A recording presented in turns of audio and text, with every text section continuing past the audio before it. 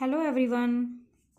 जिस तरह कि ਆਪਾਂ ਕੈਮਿਸਟਰੀ ਦੀ +2 ਦੇ ਪੇਪਰ ਨੇ ਜਿਹੜੇ ਫਾਈਨਲ ਐਗਜ਼ਾਮ ਦੇ ਲਈ ਉਹਨਾਂ ਦੀ ਸੀਰੀਜ਼ ਸਟਾਰਟ ਕੀਤੀ ਹੋਈ ਹੈ। ਇੱਕ ਪੇਪਰ ਹੈ ਜਿਹੜਾ PSCB ਸਾਈਟ ਦਾ ਜਿਹੜਾ ਰੀਸੈਂਟਲੀ ਇਸ਼ੂ ਕੀਤਾ ਉਹਨੇ, ਉਹ ਮੈਂ ਅਪਲੋਡ ਕਰ ਚੁੱਕੀ ਹਾਂ ਆਪਣੇ ਚੈਨਲ ਦੇ ਉੱਤੇ ਮਲਟੀਟਾਸਕ ਸਟੂਡੀਓ ਤੇ ਵਿਦ ਸੋਲੂਸ਼ਨ ਅਪਲੋਡ ਕੀਤਾ ਹੋਇਆ, ਜਿਹੜਾ ਕਿ ਪੰਜਾਬ ਸਕੂਲ ਐਜੂਕੇਸ਼ਨ ਬੋਰਡ ਨੇ ਇਸ਼ੂ ਕੀਤਾ ਹੈ ਕੈਮਿਸਟਰੀ ਦਾ 70 ਮਾਰਕਸ ਦਾ। ਹੁਣ ਆਪਾਂ ਨੈਕਸਟ ਇਸ ਸੀਰੀਜ਼ ਦੇ ਨੂੰ ਕੰਟੀਨਿਊ ਕਰਦੇ ਹੋਏ ਮੈਂ ਤੁਹਾਨੂੰ ਉਸ ਵੀਡੀਓ 'ਚ ਵੀ ਕਿਹਾ ਸੀ ਕਿ ਮੈਂ ਘੱਟੋ ਘੱਟ ਤੁਹਾਨੂੰ 10 ਪੇਪਰ +2 ਦੇ ਕਰਵਾਉਂਗੀ, YouTube ਦੇ ਉੱਤੇ ਆਪਾਂ ਅਪਲੋਡ ਕਰੂੰਗੀ ਮੈਂ। ਤਾਂ ਤੁਸੀਂ ਉਹਨਾਂ ਨੂੰ ਪੇਪਰਾਂ ਨੂੰ ਜੇ 10 ਨੂੰ ਵੀ ਤੁਸੀਂ ਚੰਗੀ ਤਰ੍ਹਾਂ ਕਰ ਲਓਗੇ ਤਾਂ ਤੁਸੀਂ ਆਰਾਮ ਨਾਲ ਹੀ 70 ਦੇ ਵਿੱਚੋਂ 65 66 ਔਰ ਹੋ ਸਕਦਾ 70 to 70 ਮਾਰਕਸ ਤੁਸੀਂ ਲੈ ਜਾਓਗੇ। ध्यान ना करियो बेटे पेपर जिन्ना क मतलब ਜਿਹੜੇ ਇੰਪੋਰਟੈਂਟ ਕੁਐਸਚਨਸ ਨੇ ਉਹ ਤਾਂ ਤੁਹਾਨੂੰ ਦੇਖੋ ਪਤਾ ਹੀ ਨੇ, ਉਹਨਾਂ ਨੂੰ ਤਾਂ ਸੋਲਵ ਕਰਨ ਦੀ ਕੋਈ ਲੋੜ ਨਹੀਂ ਹੈਗੀ। ਤੁਹਾਨੂੰ ਦੱਸੇ ਹੋਏ ਨੇ ਪਹਿਲਾਂ ਵੀ ਵੀਡੀਓਜ਼ ਨੇ ਮੈਂ ਜਿਹੜੀਆਂ ਇੰਪੋਰਟੈਂਟ ਕੁਐਸਚਨਸ ਦੀਆਂ ਲੈਸਨ ਵਾਈਜ਼ ਮੇਰੀਆਂ ਅਪਲੋਡ ਕੀਤੀਆਂ ਹੋਈਆਂ ਨੇ, ਤੇ ਜਿਹੜੇ ਕੋਈ ਲੱਗਦੇ ਨੇ ਥੋੜੇ ਜਿਹੇ ਉਹ ਮੈਂ ਤੁਹਾਨੂੰ ਨਾਲ ਦੀ ਨਾਲ ਦੱਸੀ ਜਾਊਂਗੀ। ਕੁਐਸਚਨ ਪੇਪਰ ਹੈ ਜਿਹੜਾ ਦੇਖੋ ਸਟਾਰਟ ਆ ਹੁਣ। ਇਨ FCC arrangement the number of atoms ਪਰ ਯੂਨਿਟ ਸੈੱਲ ਕਿੰਨੇ ਹੁੰਦੇ ਨੇ ਪਤਾ ਹੀ ਹੈ ਤੁਹਾਨੂੰ। FCC ਦੇ ਵਿੱਚ 4 ਹੁੰਦੇ ਆ। Colligative properties depend on colligative property किते depend करती हैं number of solute particles in solution। Reverse osmosis phenomenon is used for कादली यूज किया जाता है रिवर्स वाला desalination of sea water। Next है the osmotic pressure of 0.2 molar solution of urea at 300 Kelvin is dash R दी value दी हुई है 0.082 लीटर एटमोसफीयर पर मोल पर कैलविन। इनू तुसी न्यूमेरिकल नू सॉल्व करोगे तो यदा आंसर हैगा 4.92 atmosphere. The increase in molar conductivity of hydrochloric acid with dilution is due to decrease in interionic forces. Interionic forces ने ਜਿਹੜੀਆਂ ਉਹ डिक्रीज कर ਜਾਂਦੀਆਂ ਨੇ। ਨੈਕਸਟ ਪੈਸੇਜ ਆ ਸਰਫੇਸ ਕੈਮਿਸਟਰੀ ਦੇ ਵਿੱਚੋਂ। ਇਸ ਪੈਸੇਜ ਨੂੰ ਪੜ੍ਹ ਕੇ ਤੁਸੀਂ ਅੱਗੋਂ ਨੈਕਸਟ ਕੁਐਸਚਨਸ ਨੇ ਇਹਦੇ ਵਿੱਚ 5 ਕੁਐਸਚਨ ਨੇ। ਤੁਹਾਨੂੰ ਪਤਾ ਕਿ ਸਰਫੇਸ ਕੈਮਿਸਟਰੀ ਦੇ ਵਿੱਚੋਂ ਤੁਹਾਨੂੰ ਕੰਪਰੀਹੈਂਸ਼ਨ ਆਏਗਾ, ਪੈਸੇਜ ਹੋਏਗਾ ਇੱਕ, ਉਸ ਪੈਸੇਜ ਦੇ ਵਿੱਚੋਂ ਦੇ ਨਾਲ ਹੀ ਰਿਲੇਟਡ ਹੋਣਗੇ 5 ਕੁਐਸਚਨ ਹੋਣਗੇ। ਤੁਸੀਂ ਉਹਦੇ ਵਿੱਚੋਂ ਹੀ ਆਨਸਰ ਲੱਭ ਕੇ ਉਹਨਾਂ ਦੇ ਆਨਸਰ ਲਿਖਣੇ ਹੋਣਗੇ। ਪੈਸੇਜ ਦਾ ਦੇਖੋ first question, what are lyophilic colloids? Lyophilic colloids ਕੀ ਹੁੰਦੇ ਨੇ? The colloidal solution in which particles of dispersed phase have attraction for the particles of dispersion medium ਨੂੰ ਆਪਾਂ lyophilic ਕਹਿ ਦਿੰਦੇ ਹੈਗੇ। ਫਿਰ ਹੈਗਾ what are lyophobic colloids ਕੀ ਹੁੰਦੇ ਨੇ? Colloid solutions in which particles of dispersed phase have no affinity for the particles of dispersion medium ਉਹਨੂੰ ਆਪਾਂ lyophobic ਕਹਿ ਦਿੰਦੇ ਹੈਗੇ। ਨੈਕਸਟ ਉਹਨੇ ਪੁੱਛਿਆ ਇੱਕ ਐਗਜ਼ਾਮਪਲ ਪੁੱਛਿਆ lyophiलिc ਦੀ ਤੇ lyophobic ਦੀ। ਤੁਹਾਡੀ ਬੁੱਕ ਦੇ ਉੱਤੇ ਦੇਖੋ ਇਹ ਜਿਹੜਾ ਪੈਰਾਗ੍ਰਾਫ ਹੈ ਇਹਦੇ ਵਿੱਚ ਹੀ ਇੱਥੇ ਦਿੱਤੀਆਂ ਹੋਈਆਂ ਦੇਖੋ। ਗਮ star solution lyophobic colloids can be formed by special Tyndall effect, that is solution of FeOH3 then aluminium hydroxide ਆ ਜਿਹੜੀ ਇਹ ਨੇ ਜਿਹੜੀਆਂ ਐਗਜ਼ਾਮਪਲਸ ਇਹਦੀਆਂ ਦਿੱਤੀਆਂ ਹੋਈਆਂ ਲਾਇਓਫੋਬਿਕ ਤੇ ਲਾਇਓਫਿਲਿਕ ਦੀਆਂ। ਦੈਨ ਐਕਸਪਲੇਨ ਕਰਨ ਨੂੰ ਕਿਹਾ ਉਹਨੇ ਟਿੰਡਲ ਇਫੈਕਟ। ਟਿੰਡਲ ਇਫੈਕਟ ਵੀ ਇਹਦੇ ਵਿੱਚ ਦਿੱਤਾ ਹੋਇਆ। ਫਿਰ ਸਕੈਟਰਿੰਗ ਹੁੰਦੀ ਹੈ ਜਦੋਂ ਲਾਈਟ ਦੀ ਬਾਈ ਦਾ ਕੋਲਾਈਡਲ ਪਾਰਟੀਕਲ, ਉਹਨੂੰ ਆਪਾਂ ਟਿੰਡਲ ਇਫੈਕਟ ਕਹਿੰਦੇ ਆ। ਦੈਨ ਵਿਚ sol changes its colour from red to golden due to change in particle size। ਇਹ ਵੀ ਇੱਥੇ ਦਿੱਤਾ ਦੇਖੋ gold soul is red in color but as the size of the particle increases its color changes, particle increases its color changes to purple, blue and then finally gold। ਇੱਥੇ ਇਹਦਾ answer ਤੁਹਾਨੂੰ ਆਸਾਨੀ ਨਾਲ ਮਿਲ ਜਾਣਗੇ। ਨੈਕਸਟ ਹੈਗਾ 11th question, halogens combine among themselves to form ਕੀ ਬਣਾਉਂਦੇ ਨੇ ਇਹ ਇੰਟਰਹੈਲੋਜਨ ਕੰਪਾਊਂਡਸ। ਨੈਕਸਟ ਹੈ ਦ ਨੋਬਲ ਗੈਸ ਵਿਚ ਇਜ਼ ਰੇਡੀਓ ਐਕਟਿਵ ਕਿਹੜੀ ਆ? ਰੇਡੋਨ Rn।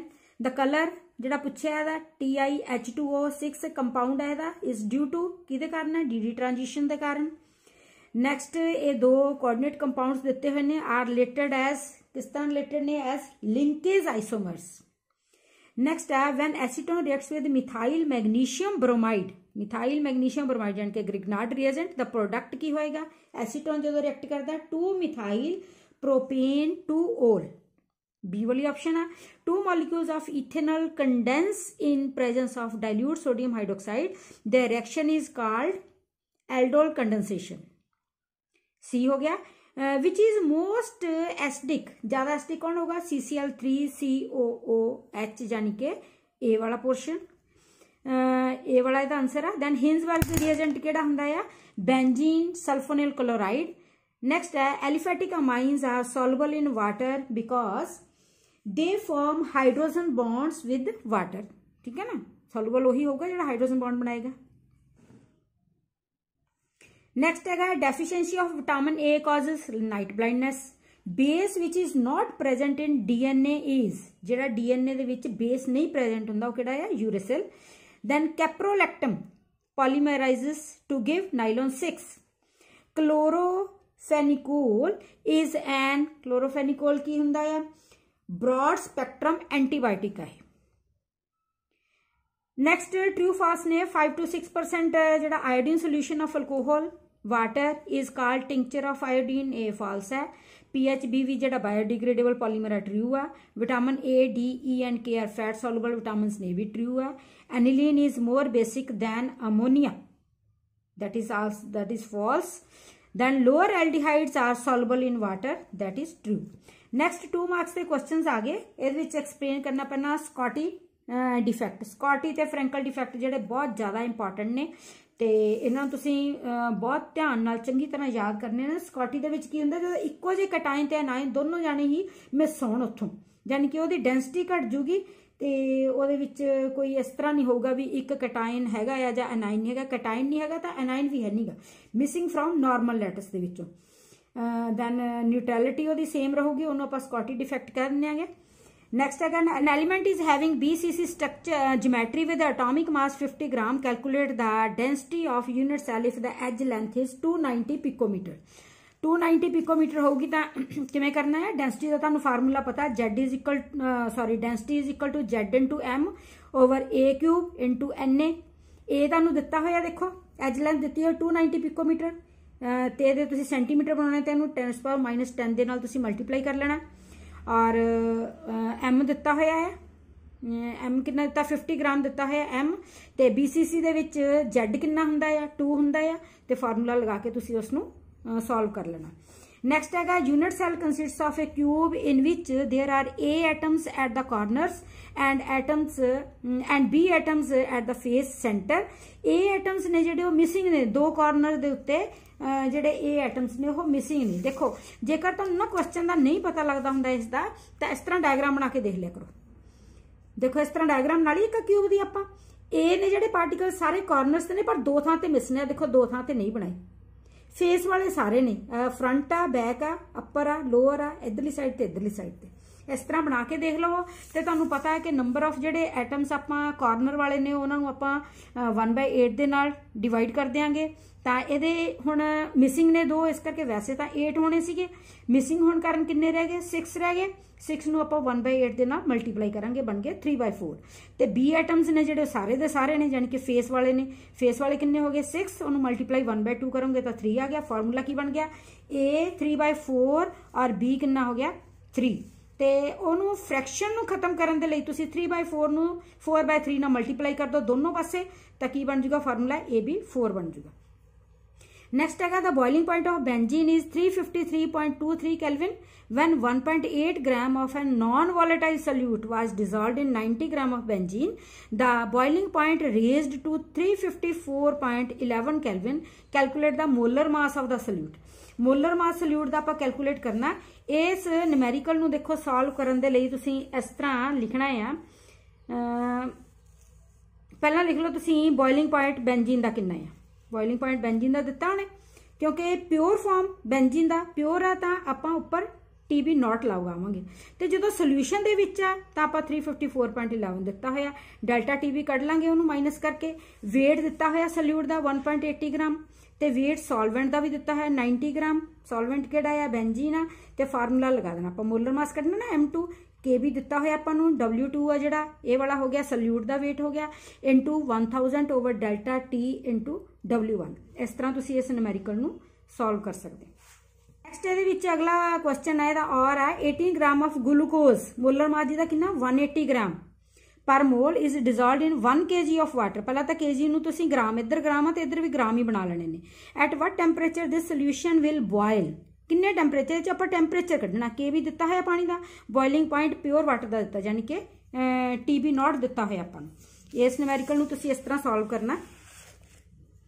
वेट ऑफ सल्यूट दिता है, सल्यूट नूं आपां W2 लिख देंगे, सॉल्वेंट नूं आपां W1 लिख देंगे, ग्राम बना लिया दे। मोलर मास दिता होया 180 ते TB है जिहड़ा ओह आपां कढना है। बॉइलिंग पॉइंट वाटर का दिता है TB0 373.15 ते KB भी आपां दिता होया, तो फार्मूला लगा लेना बस।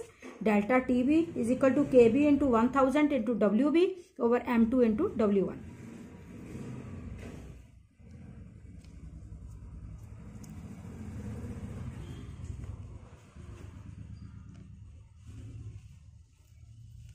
इस तरह डेल्टा TB कढ़ लोगे, फिर तुसी डेल्टा TB आ गया ना थोड़े को। हम TB कढ़ना आप माइनस T0B दिता होया, तो इत्थों तुसी TB की वैल्यू कढ़ सकते हो।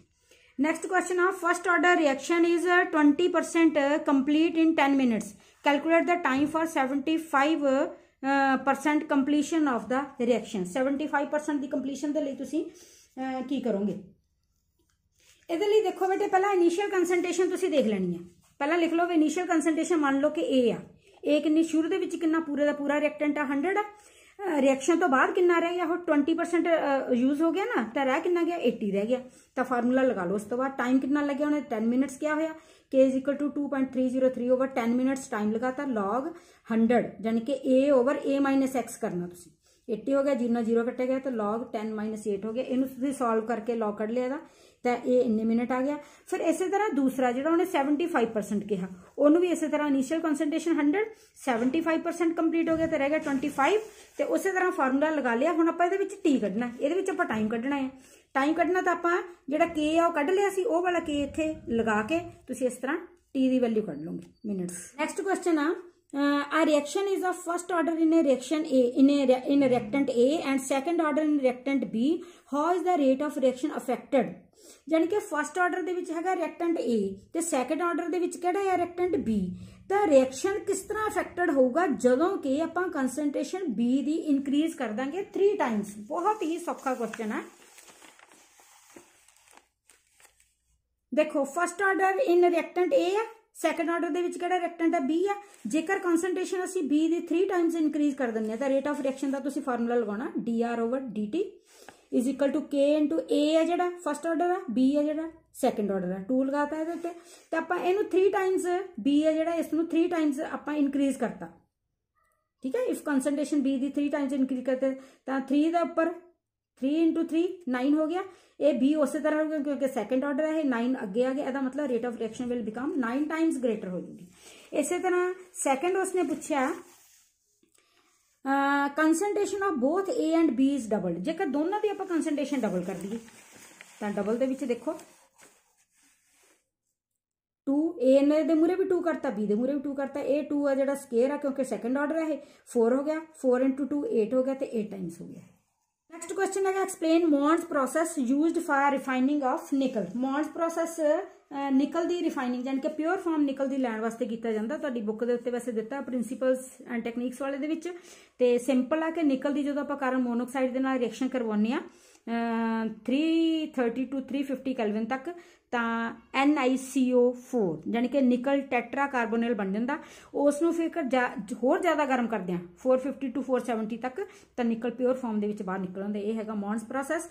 नैक्सट है mention the conditions required to maximise the yield of ammonia. Ammonia की वध तो वध प्रोडक्शन करने के लिए किहड़ियां-किहड़ियां कंडीशनस होनी चाहिए? एक तो टैंपरेचर 700 कैल्विन के नेड़े तेड़े चाहिए, प्रैशर 200 एटमोसफीयर तक चाहिए, कैटालिस्ट आयरन ऑक्साइड जिहदे विच थोड़ी जी अमाउंट की K2O होवे जां Al2O3 होवे प्रमोटर के तौर पर जिहड़ा प्रमोट करे रिएक्शन नूं, जां फिर कैटालिस्ट आयरन लै लो तो उहदे विच प्रमोटर मोलीबेडनम पा सकते हैं तुसीं। ये 3 पॉइंट हो गए थे।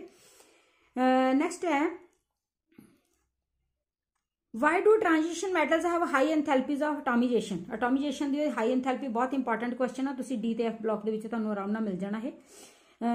नैक्सट है या NiCl4 -2 इज पैरामैग्नेटिक वाइल जिहड़ा NiCO4 आ जिहड़ा इस डायमैग्नेटिक। पहला तो जिहड़ा NiCO4 आ वो की आ CO आ जिहड़ा उहदे ते कोई चार्ज नहीं, ऑक्सीडेशन स्टेट निकलदी इत्थे 0 आ जांदी हैगी ते इह डायामैगनैटिक आ क्योंकि इहदे विच जिहड़ा CO आ ना वो बहुत एक स्ट्रॉन्ग लिगेंड है। ते जिहड़े 4s दे विचों निकलदी अपनी की जिहड़ी आपां कहंदे ने इलैक्ट्रॉनिक कन्फिगरेशन की आ कि 3D8 4s2, ठीक है। जिहड़े 4s2 वाले ने वो 3D8 है ना, 2 घट ने उहदे विचों पेयरिंग करन दे वास्ते वो 4s वाले उधर चले जांदे ने, पेयरिंग हो जांदी है, सारे पेयर्ड हो जांदे ने, इस करके ये डायामैगनैटिक हुंदा है क्योंकि अनपेयर्ड कोई नहीं हुंदा। जबकि निकल NiCl4-2 है जिहड़ी, इत्थे तुसीं ऑक्सीडेशन स्टेट जे निकल दी कढोगे तां क्लोरीन दे उत्ते -1 चार्ज हुंदा, -4 ते बराबर किहदे हो गया -2 दे, तां इहदे ते पॉजिटिव +2 निकल दे उत्ते ऑक्सीडेशन स्टेट आ जूगी। तां इहदे विच की हुंदा है वीक लिगेंड आ क्लोरीन आ जिहड़ा, इस दे विच जिहड़े 4s दे इलैक्ट्रॉन्स ने जिहड़े वो पेयरिंग नहीं करदे अगों 3D दे विच जाके निकल दे विच, इस करके अनपेयर्ड 2 इलैक्ट्रॉन्स रह जांदे निकल दे विच, इसी कारण है कि वो पैरामैग्नेटिक करैक्टर शो करदा। Write 4 points of difference between thermoplastic and thermosetting polymers, बहुत इंपॉर्टेंट आ, तुहानूं याद भी होऊगा ये, तां देख लिओ बुक ते। Aldehydes are more reactive than ketones क्योंकि एल्डिहाइड दे कोल इक्को ही ग्रुप आ, कार्बोनिल जिहड़ा कार्बन आ उहदे नाल एक मिथाइल ग्रुप कोई लग्या होया जिहड़ा कि इलैक्ट्रॉन्स इंडक्टिव इफैक्ट शो करदा, जबकि जिहड़ा कीटोन ने उहदे विच 2 शो करदे ने, इस करके कार्बन दे उत्ते पॉजिटिव चार्ज आ जिहड़ा वो घट हुंदा है कीटोन्स दे विच, ते उसनूं फिर रिएक्शन ने जिहड़े, जबकि एल्डिहाइड दे विच कार्बन दे उत्ते positive charge as compare to ketone ज़्यादा हुंदा है, इस करके ज़्यादा रिएक्टिव हुंदे ने। तुहाडी बुक दे उत्ते क्वेश्चन होएगा, इसनूं उत्थों देख के याद करियो। What happens when 1 degree, 2 degree and 3 degree alcohols are passed over red hot copper? Explain, give equations. इहनूं तुसीं इक्वेशनस देनियां ने दियां कि इथेनॉल यानी कि 1 डिग्री कोई भी ला लो, इथेनॉल ले लियो, ठीक है। कॉपर 573 केल्विन ते आपां पास करना है तां की बनाऊगा इथेनॉल, इथेनॉल बनी विचों हाइड्रोजन निकल जानी है बस। ते जे 2 डिग्री ते बनाने आगे आपां यानी कि एल्डिहाइड बन जाएगा। 1 डिग्री का जेकर तुसीं रिएक्शन करवाने तो एल्डिहाइड बनेगा, 2 डिग्री का करवाओगे तां की बनेगा कीटोन बनेगा, और 3 डिग्री का करवाओगे तां वो एल्कीन बन जाऊगा कोई, ठीक है। नैक्सट है इहदे विच Kolbe's reaction to prepare salicylic acid, ते एक हैगा convert methanol to propan 1-ol। Kolbe's reaction दे विच सैलिसिलिक एसिड जिहड़ा बनाउणा,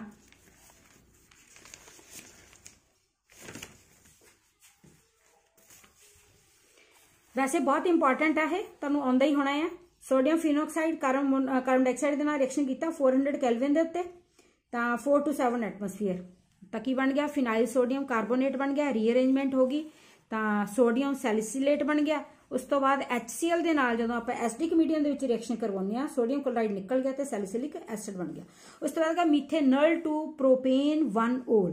मिथेनॉल यानी कि एल्डिहाइड तो आपां की बनाउणा है, एक अल्कोहल बनाना है 1 डिग्री अल्कोहल, ताकि हो ग्रिगनार्ड रिएजेंट लेना है। इत्थे C2H5 ले लिया आपां, C2H5 दे नाल CH2 चाहे खोल के लिख लो इस तरह, ताकि बन गया है MgBr हो गया। उस तो बाद इसकी एसिडिक मीडियम दे विच हाइड्रोलिसिस करवाने आगे, ताकि बन गया 1 2 3 प्रोपेन हो गया, 1 ते की लग गया और प्रोपेन 1-ol बन गया है।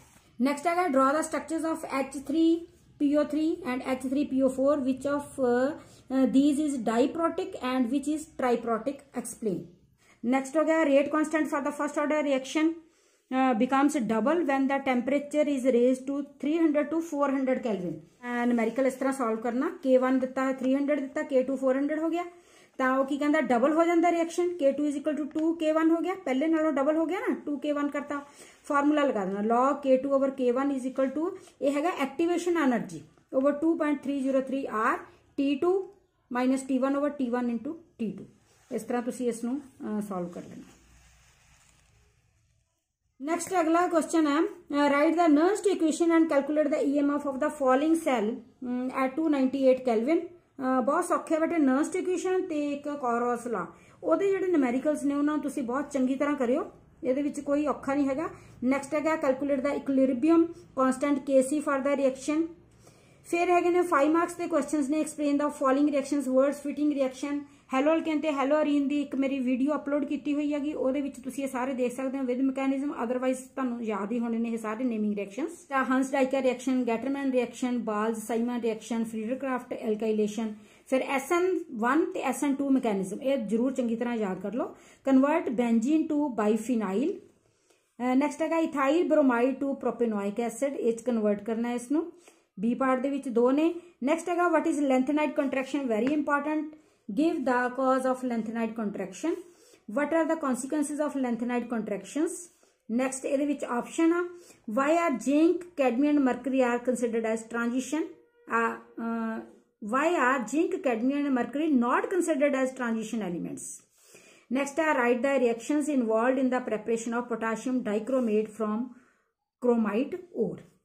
ਇਹ ਤੁਹਾਡੇ ਕੁਐਸਚਨਸ ਨੇ ਜਿਹੜੇ, ਇਹਨਾਂ ਨੂੰ ਚੰਗੀ ਤਰ੍ਹਾਂ ਯਾਦ ਕਰ ਲਓ। पेपर ये जिन्ना क मतलब न्यूमेरिकल आलमोस्ट मैं तुहानूं सॉल्व करवा ही दिते। वैसे तुसी क्वेश्चनस देखो तो उन्होंने सॉल्व करो, याद करो चंगी तरह। सैकेंड पेपर ये मैं सॉल्व करवा के दे दिता तुहानूं। जेकर किसी किस्म की तुहाडी कोई क्वेरी है तो मैनूं जरूर दसना तुसी, ते मैं उसनूं जरूर सॉल्व करूँगी। बेटा मेरे चैनल नूं सबसक्राइब करो, लाइक करो, शेयर करो। तो इस तो बाद थर्ड पेपर मैं तुहानूं अपलोड करूँगी।